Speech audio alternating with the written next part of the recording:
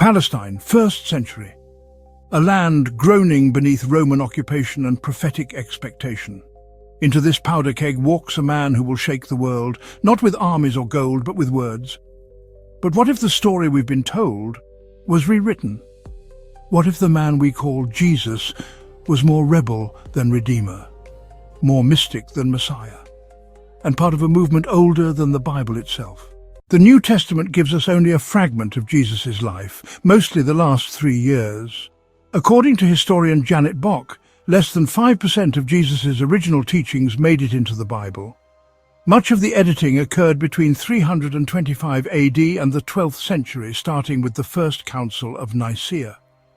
Concepts like reincarnation, once integral to Jesus' teachings, were removed by the Second Council of Constantinople in 553 AD. The doctrine of the Trinity, added centuries later during the Lateran councils of the 1100s. The so-called Apocrypha contains many of the texts deemed too dangerous or too contradictory for the official Bible. Among them, accounts of Jesus' grandparents Joachim and Anna, and stories of Mary raised by angels in a temple from the age of 3. But the real mystery lies in the lost years. From age 12 to 30, Jesus disappears from the biblical record. According to both Bock and Bramley, Jesus likely trained in Essene monasteries and later travelled across Asia. By the age of 30, he had reportedly studied Buddhism in India, learned Pali, and even criticised the caste system, declaring God has made no difference between his children.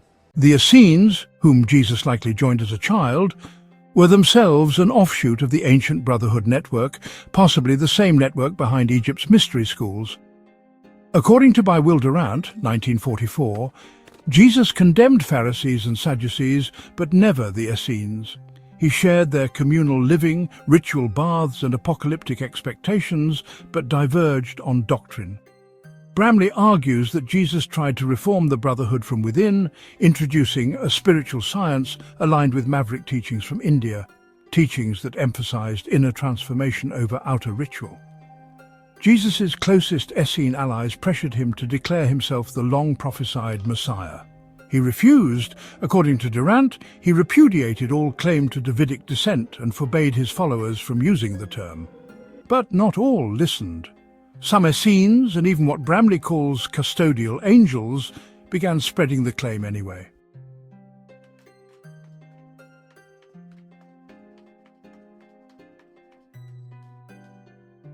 The Romans, wary of uprisings, acted swiftly. So did the Hebrew elite. In roughly 33 AD, Jesus was arrested, tried, and sentenced. According to canonical tradition, he was crucified.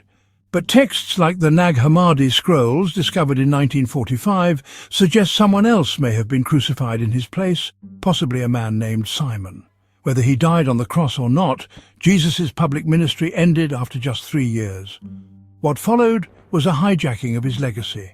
His name became the banner under which Judgment Day theology, apocalyptic prophecy, and spiritual obedience were enforced. Ironically, the very systems he had tried to reform or dismantle. By 150 AD, the Nag Hammadi scrolls were already circulating unorthodox versions of his teachings, mystical, symbolic, and subversive.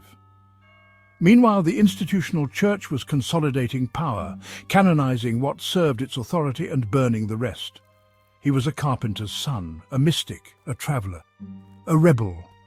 In 3 years, he changed the world, and in the centuries since, the world changed him. His teachings rewritten, his life reshaped, his mission misused. But if history teaches us anything, it is that even the smallest flicker of truth can outlive the longest shadow of deception.